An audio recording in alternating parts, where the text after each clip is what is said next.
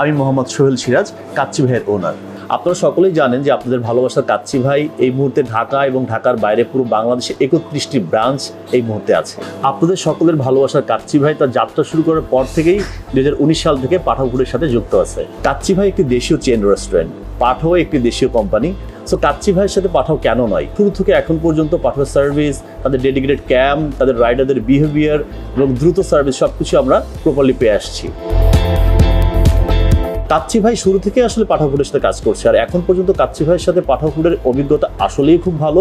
এর সাথে আরেকটা কথা অ্যাড না করলে নয়, সেটা হলো পাঠাওয়ের ফুড ডেলিভারি ম্যান।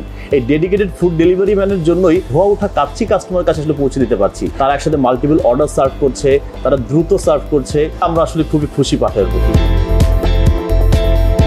আমরা যারা রেস্টুরেন্ট ব্যবসার সাথে জড়িত, আপনারা সকলেই জানেন যে তাদের বড় একটা সেলের পার্ট এই অনলাইন ডেলিভারির সাথে আসলে জড়িত।